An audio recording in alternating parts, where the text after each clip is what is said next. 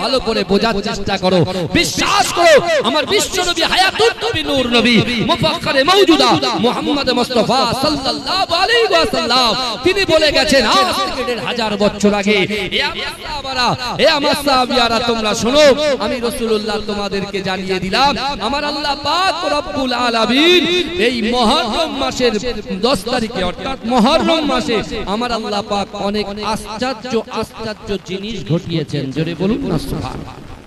এই জোরে জোরে ভাইজান আজকে সকাল থেকে বৃষ্টি হচ্ছিল কি হয়নি কথা বলেন? এত বৃষ্টি হচ্ছিল আমার যুবক ভাইগুলো মনে মনে ভাবছিল এই যে জায়গায় আজকে জলসা হবে ওই জায়গাটা হয়তো পানিতে ভরপুর হয়ে যাবে। ওরা চিন্তা করছিল কি করেনি কথা বলেন? চিন্তা করছিল না, কিন্তু তাদেরকে আজকে আমি একটা সুসংবাদ দিয়ে যাই, এ যুবকেরা বিশ্বাস করো আল্লাহ আমাদেরকে কত মহব্বত করে। এই গ্রামে আমার সামনে পিছনে ডান দিকে বাদিকে আমি শুধু মাঠ আর মাঠ দেখতে পেয়েছি। কি মাঠ? ফসলের মাঠ, চাষাবাদের মাঠ, সবজির মাঠ। কথা ঠিক না? আপনি বলেন তো দেখি, সবজি চাষ ধান চাষ থেকে শুরু করে যা চাষ করেন পানিবিহীন চাষ কি হওয়া সম্ভব? এই কথা বলেন। পানি যদি না থাকতো চাষ হতো, সুন্দর সুন্দর ফল ফসল হতো, কিছু তো হতো না। কিন্তু এটা তো আল্লাহর দয়া নয় বৃষ্টিটা। কথা বল, বৃষ্টিটা আল্লাহর দয়া না কি দয়া নয়? কথা বল আমার ভাইজানেরা, এ নবী পাকের উম্মতিরা, এ নবীর দেওয়ানারা, আজ থেকে 1000 বছর আগে বিশ্ব নবী রাসূলুল্লাহ সাল্লাল্লাহু আলাইহি ওয়াসাল্লাম সাহাবাদেরকে বলেছিলেন, এ আমার সাহাবারা, এই পৃথিবীর জমিনে সর্বপ্রথম আমার আল্লাহ পাক মুহররম মাসেতে আমার আল্লাহ পাক আসমান থেকে বৃষ্টি বর্ষণ করিয়েছিলেন। এ যুবকেরা, এ নবী পাকের উম্মতিরা, আমার আল্লাহ পাক রব্বুল আলামিন বান্দাকে কত মুহাব্বত করে, বান্দাকে কত ভালোবাসে, বান্দাকে কত প্যার করে। এ যুবকেরা, একটা বারের জন্য চিন্তা করো, পানি যদি আমরা না পেতাম আমরা দুনিয়াতে বাঁচতে পারতাম না। কিন্তু আমার আল্লাহ পাক আমাদেরকে কত মুহাব্বত করে, কত ভালোবাসে, কত প্যার করে। এ যুবকেরা, আমার আল্লাহ পাক তার বান্দার সুবিধার জন্য, তার বান্দাদের জিন্দেগি জীবনটাকে অতিবাহিত করার জন্য আমার আল্লাহ পাক সর্বপ্রথমে এই মুহররম মাসেতে বৃষ্টি বর্ষণ করেছিলেন।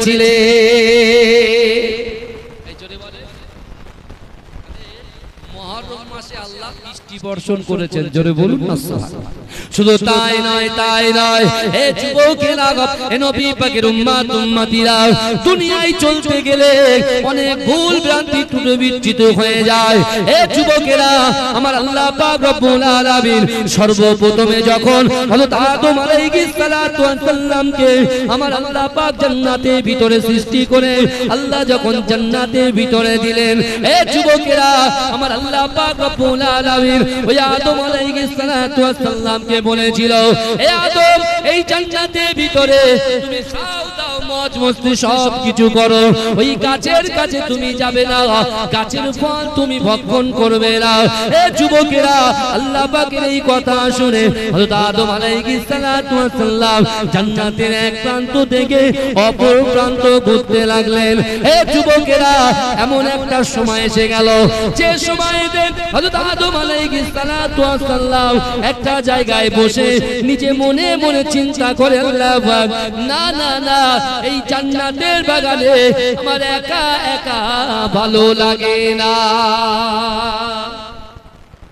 হযরত আদম আলাইহিস সালাতু ওয়াস সালাম জান্নাতের ভিতরে আল্লাহ দিয়ে বলছেন, তুমি জান্নাতটা ভালো করে ঘোরো, যা ইচ্ছা তাই, কিন্তু গাছের কাছে যাবে না, গাছের ফল পাবে না। কিন্তু আদম আলাইহিস সালাতু ওয়াস সালাম একা একা ঘুরতে ঘুরতে ভালো লাগে না, একটা জায়গায় বসে মনে মনে চিন্তা করে, আল্লাহ জান্নাতের ভিতরে একা একা আমার আর ভালো লাগে না। শুনছেন আপনারা? তো দরুদ শরীফ পড়ুন, আল্লাহুম্মা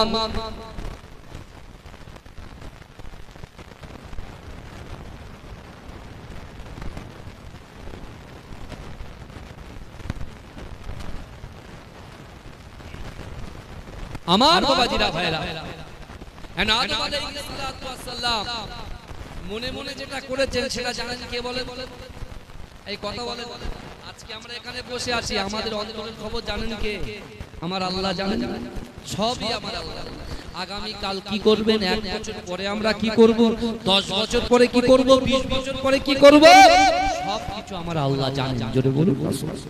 কিন্তু 10 বছর পরে যদি আমাদের বিপদ লেখা থাকে, এই শুনছেন, আগামী কাল যদি আমাদের কোনো বিপদ লেখা থাকে বাবাজি, তাহলে কি হবে, বিপদ তো কাল হয়েই যাবে।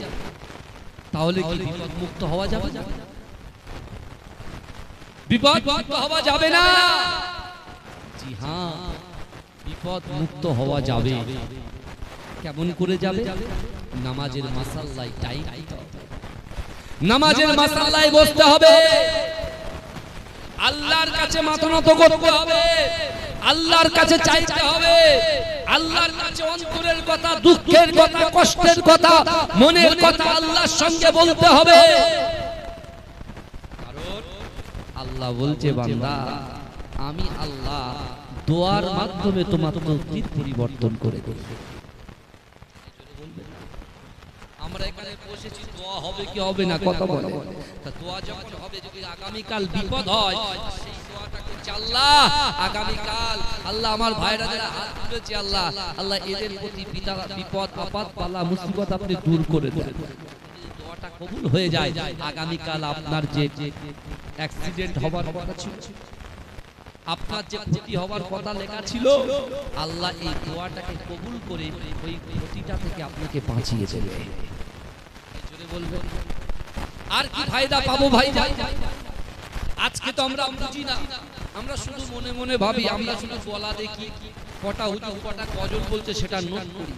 কিন্তু বিশ্বাস করলে যুবকেরা, ভালো করে বোঝার চেষ্টা করো, আজকে এই গ্রামে আল্লাহ যে সুযোগ দিচ্ছে, সুযোগটা পাশের গ্রামের লোক পাচ্ছে। যদি বলেন কেন? কারণ আজকে এই মাহফিলে বসে বসে যতবার আমি কোরআনের আয়াত তেলাওয়াত করব, প্রত্যেকটা হরফে হরফে 10টা করে নেকি আপনাদের আমলনামায় আল্লাহ লিপিবদ্ধ করে দেবে। আর দ্বিতীয় নম্বর কি হবে, এই গ্রামে অনেক মানুষ মুর্দারা ইন্তেকাল করেছে, যাদেরকে আমরা কবরে মাছফান করেছি, যাদেরকে আমরা কবরে দাফন করে দিয়েছি। কথা কথা না, সেই কবে দাফন করেছি, আজ সেই কবে দাফন করে দিয়ে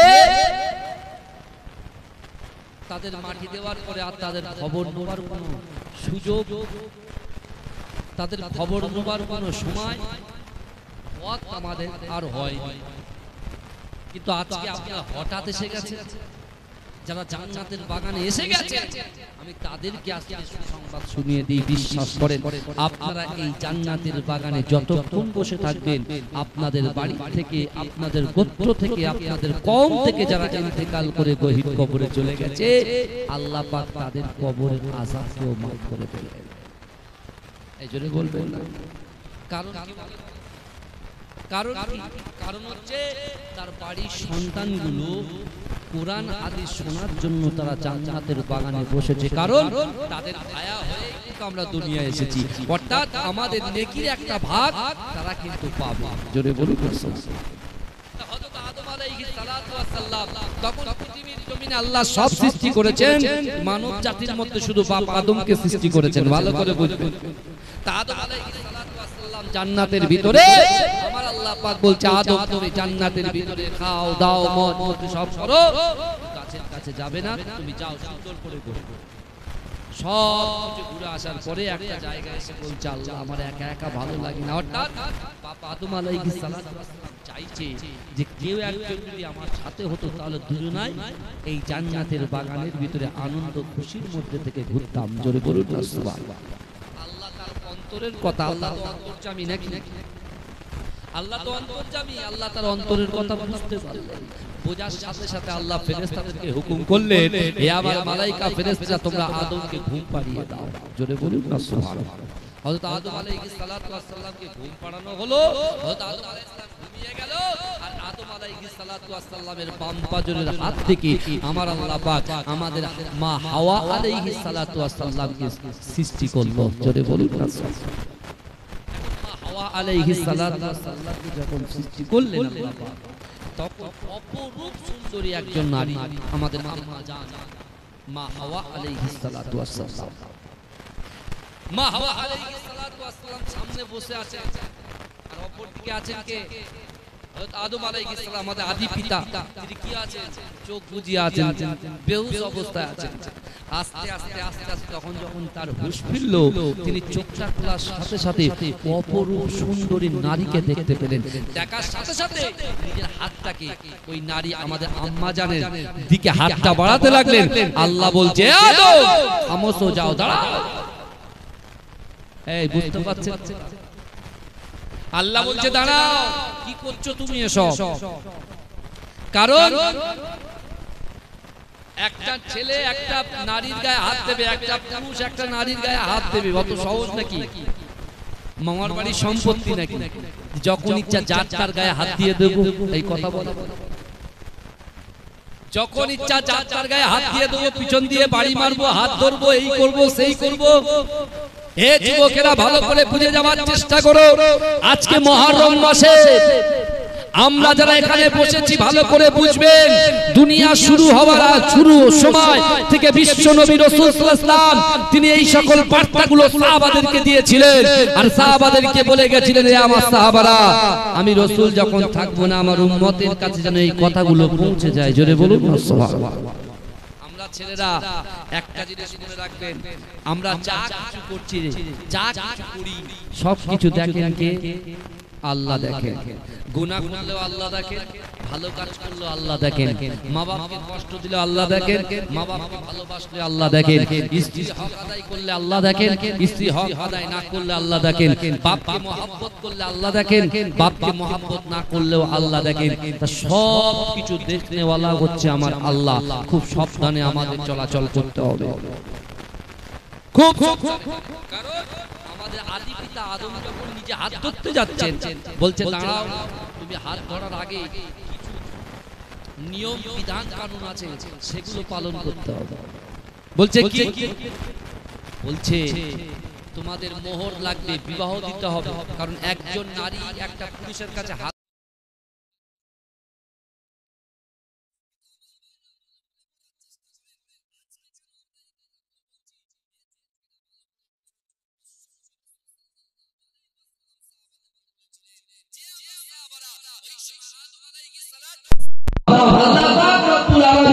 জিজ্ঞাসা করেছিলেন, আল্লাহ আমি তো জান্নাত আপনার ঘরে আছি, আমি তো জান্নাতের ভিতরে আপনার ঘরে আছি, আমার কাছে তো কিছুই নাই, সবকিছু দেনেওয়ালার মালিক তো আপনি, আমি কোথায় পাবো, কি করবো? আল্লাহ বহুত কি করে আদায় করবো? আল্লাহ পাক রব্বুল আলামিন বলছে, এ আদম তুমি আমার রাসূল সাল্লাল্লাহু আলাইহি ওয়াসাল্লামের উপরে একবার দরুদ পড়ে নাও, আমি আল্লাহ তোমার মোহরটা আদায় করব। জোরে বলো, এই যদি বলা যাবে না? কিন্তু আমার ভাইজানেরা, হে নবী পাকের উম্মতুল নবীরা, হে নবীর দেওয়ানারা, দুনিয়াতে আমাদের প্রকাশ্য শত্রু হচ্ছে শয়তান। হে যুবকেরা, আজকে আমরা জান্নাতের বাগানে বসে আছি, কেউ বাড়িতে বসে আছি, কেউ চায়ের দোকানে বসে আছি, কেউ আমরা মাচায় বসে আছি, কেউ আমরা গোল টেবিল করে গল্প করছি। কিন্তু যুবকেরা, আমাদের শত্রু কে জানেন? আমাদের শত্রু হলো শয়তান। হে যুবকেরা, আমার আল্লাহ পাক রব্বুল আলামিন বাবা বলতে হাওয়া আলাইহিস সালাতু ওয়াস সালামকে হালাল করে দিলেন। হে যুবকেরা, হে নবী পাকের উম্মতুল নবীরা, আমাদের আদি পিতা আদম আলাইহিস সালাতু ওয়াস সালাম যখন জান্নাতের বাগানের ভিতরে মা হাওয়া আলাইহিস সালাতু ওয়াস সালামের সঙ্গে সংসার করতে লাগলেন। হে যুবকেরা, আমার আল্লাহ পাক রব্বুল আলামিন বারে বারে আদমকে বলেছিল, আদম রে, না না না, তুমি সব কিছু করবে, তুমি গন্ধম ফলটা খাবে না, ওই গাছের কাছে যাবে না, ওই গাছের ফল ভক্ষণ করবে না। কিন্তু যুবকেরা, একটু ভালো করে বোঝার চেষ্টা করেন, দুনিয়া জমিনে শয়তানের প্ররোচনায় পড়ে আমরা যারা নামাজ থেকে দূরে সরে গেছি, আমরা যারা রাসূলুল্লাহর মহব্বত থেকে দূরে সরে গেছি, আমরা যারা আহলে বাইতের মহব্বত থেকে দূরে সরে যাই, হে যুবকেরা, সেই শয়তানের প্ররোচনায় পা দেবেন না।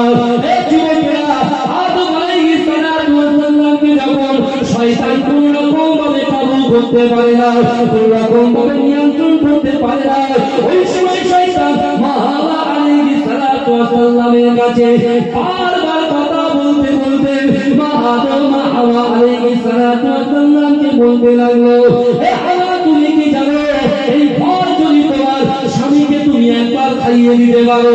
আল্লাহ পাক রব্বুল আলামিন তোমাদেরকে জান্নাত থেকে কখনো বার করতে পারবে না। এ যুবকরা একটু ভালো করে বোঝার চেষ্টা করেন। কুল্লু বানি আদম খাতাউন, আদম সন্তান ভুল করবে। কিন্তু এ যুবকরা, আমার আল্লাহ হচ্ছে গফুর রহিম, আমার আল্লাহ হচ্ছে মালিক ইয়াউমিদ্দিন। যে আল্লাহ পাক রব্বুল আলামিন আমাদেরকে হায়াত দিয়েছে, ইজ্জত দিয়েছে, সম্মান দিয়েছে, আমাদের সন্তান দিয়েছে, ব্যবসা বাণিজ্য দিয়েছে, হায়াত দিয়েছে। এ যুবকরা, ওই আল্লাহ পাক রব্বুল আলামিন ঘোষণা দিয়েছে, ও বান্দা, আমি আল্লাহ তোমাদেরকে এত মহব্বত করি, এত ভালোবাসি, এত প্যার করি। বান্দা, মান কানা লিল্লাহি কানা আল্লাহু লাহু, যে ব্যক্তি আমার হয়ে যায়, আমি আল্লাহ পাক তার হয়ে যায়। যদি বলবেন না, চিৎকার দিয়ে বলবেন। আমরা কিন্তু সবাই বলবো না, আল্লাহ সৃষ্টি কখনো খারাপ হতে পারে না। যদি বলবেন, আল্লাহ সৃষ্টি কখনো খারাপ হতে পারে না। আমাদের পিছনে লেগে আছে তো শয়তান। আমি দাঁড়িয়ে রাখছি সবে সবে ড্রেসিং টেবিলের সামনে দাঁড়িয়ে দাঁড়িয়ে দেখছি, আগেকার বিনা দাড়িওয়ালা ছবিটা নিয়ে দেখছি, আর কুচ্চ কুচ্চ দাড়ি হচ্ছে সেটা দেখছি, কোনটা ভালো লাগছে। মন চাইছে ছেলের বিয়ে হয়ে গেল, নাতির বিয়ে হয়ে গেল, সবার বিয়ে হয়ে গেল, দাড়িটা রাখবো কি রাখবো না, এ লোকের বিয়ে আছে অবশ্যই রাখতে হবে। যেখানে আপনি যান সেখান পড়ায় তো আপনার আসতে হবে। যে ব্যক্তি আজীবন নামাজ পড়লো না, দেখবেন তার মৃত্যুর কিছুদিন আগে থেকে তার জীবনটা আস্তে আস্তে পরিবর্তন হওয়ার চেষ্টা করে, সে চেষ্টা করে, মসজিদে যাওয়ার চেষ্টা করে। কিন্তু আমার ভাইরা, শয়তান কিন্তু মানুষের প্রকাশ্য শত্রু। কথা ঠিক থাকুন। এই শয়তান আজকে দিনে যারা জান্নাতের বাগানের ভিতরে বসেছেন, বিশ্বাস করেন আজকে দিনে সবচাইতে এই গ্রামে যে শয়তানগুলো আছে, মানুষ শয়তানের কথা বলছি না, যে শয়তানকে দেখতে পাওয়া যায় না, মানুষের ধারণ করে, এর বাইরে তারা চিন্তা করছে কখন এরা বার হবে। কারণ ওরা এমন একটা জায়গায় বসেছে, যে জায়গায় একবার যদি হেদায়েত হয়ে যায়, হেদায়েত দেওয়ার মালিক কে? এই কথা বলেন, হেদায়েত দেওয়ার মালিক কে? আল্লাহ। আমি আপনাদের কারবালার কথা অবশ্যই শোনাবো, এই বিশ্বাস করে আমি শোনাবো। ওই জন্য তো আপনারা এত সুন্দর মাহফিল কায়েম করেছেন। কিন্তু এই মায়ের মুহররম মাসে কি কি আল্লাহ আশ্চর্য জিনিস ঘটিয়েছে, সে বিষয়ে কিছু আলোচনা আমি করছি। কারণ আমার রাসূলুল্লাহ দুনিয়া থেকে পর্দা নেবার পরে 50 বছর পরে কারবালা প্রান্তরে ইমাম হোসেন হুজুর শহীদ হয়েছিলেন। কত বছর পরে? রাসূলুল্লাহ পর্দা নেবার 50 বছর পরে। কত বছর? 50 বছর। কিন্তু 50 বছর আগে মায়ে মুহররমের সময় আল্লাহ পাক আশ্চর্য আশ্চর্য জিনিস ঘটিয়েছিল। তার ভিতরে আমার আল্লাহ পাক রব্বুল আলামিন বাপ আদম আলাইহিস সালাতু ওয়াস সালামকে যে কথা বলেছিল, আদম তুমি খবরদার ফল খাবে না। কিন্তু এই শয়তানটা বিশেষ করে আজাদির শয়তান কি করেছিল জানেন? মা আলাইহিস সালাতু ওয়াস সালামের পিছনে লেগে লেগে লেগে লেগে সেই ফলটা ভক্ষণ করিয়ে নিয়েছিল। যে বলেছে আল্লাহ পাকের কথা তিনি লঙ্ঘন করেছে, সীমা লঙ্ঘন করেছে, সাথে সাথে আল্লাহ পাক ঘর থেকে, আল্লাহর জান্নাত থেকে বাবা আদম আলাইহিস সালাতু ওয়াস সালামকে আল্লাহ জমিনে নিক্ষেপ করে দিয়েছে, জমিনে পাঠিয়ে দিয়েছে, স্বামী স্ত্রীর মধ্যে আলাদা করে দিয়েছে, ভাগ করে দিয়েছে। মা হাওয়া আলাইহিস সালাতু ওয়াস সালামকে জেদ্দায় পাঠিয়ে দিয়েছে, আর হযরতে আদম আলাইহিস সালাতু ওয়াস সালামকে আল্লাহ শ্রীলঙ্কায় পাঠিয়ে দিয়েছে। এই ভাই ভালো করে বুঝেন। আর মাস মায়ের রমজান, মায়ের মুহররম মাস, আর মুহররম মাসের আগের মাসটা জিলহজ মাস, যে জিলহজ মাসে হাজী সাহেবরা হজ করতে গিয়েছে। এখন ফিরছে, আছে যেমন দুটো ফ্লাইট আসবে, যেটা আমি হজ কমিটির মেম্বার, আমি আবার ওখানে গিয়ে জয়েন করব, এখান থেকে ওখানে। কিন্তু বিশ্বাস করেন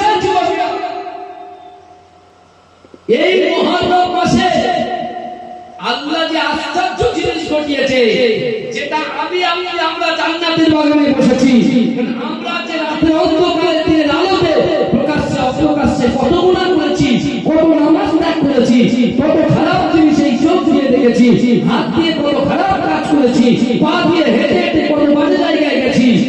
যুবকেরা বিশ্বাস করো এই দিনটার থেকে আমাদের শিক্ষা নেওয়ার দরকার কাছে না যায় কথা বলে। আদম আলাইহিস সালাতু ওয়াস সালাম জান্নাতের ভিতরে তো মসজিদে ছিল, আনন্দের মধ্যে ছিল, স্বামী স্ত্রী একসঙ্গে ছিল, কিন্তু একটা ভুল করার কারণে আল্লাহ যখন জমিনে ফেলে দিল, এই যুবকেরা জমিনে আসার সাথে সাথে আল্লাহ জান্নাতের পোশাকটাকে খুলে নিলেন। তিনি অনন্য হয়ে গিয়েছিলেন। তিনি তার সচল ঢাকার জন্য গাছের পাতা দিয়ে সচলটা ঢেকেছিলেন।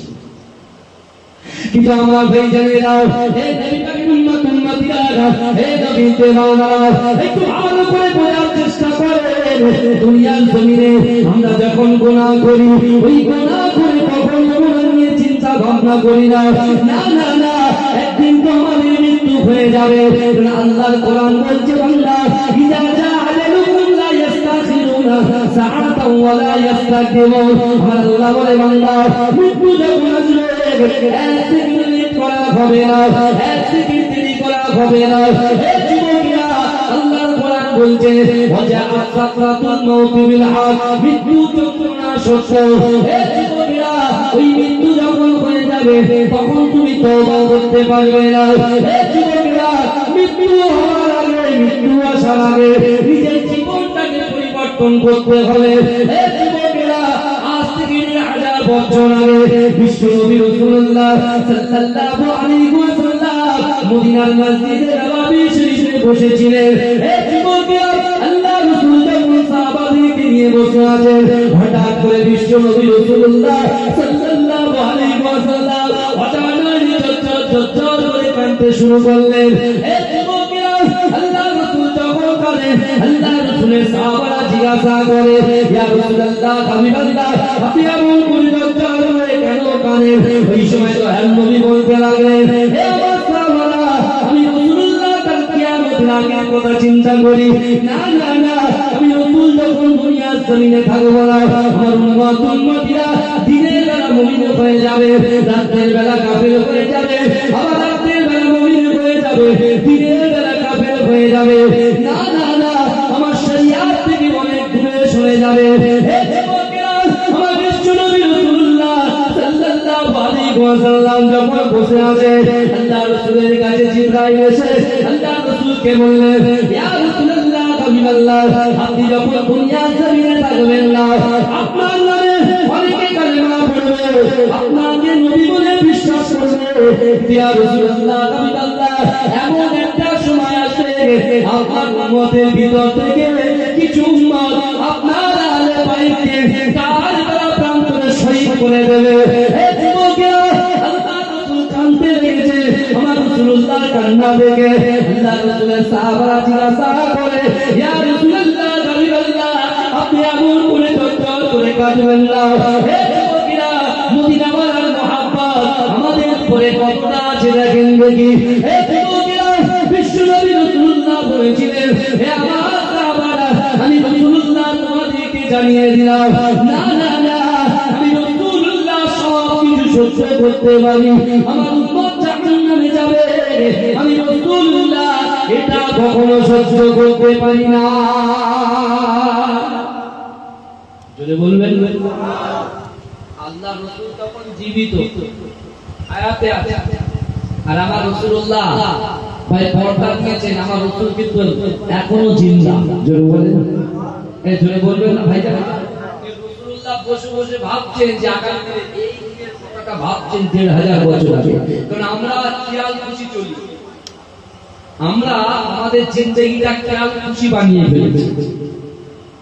বিশ্বাস করুন, আমরা জানি মৃত্যুর পরে বারজাখী লাইফে চলে যাব, তারপরে কিয়ামত হবে, আমরা উঠে আল্লাহ পাক আমাদের হিসাব করবে। আমরা কি করি না করি সব কিছু হিসাব আল্লাহ দেবে।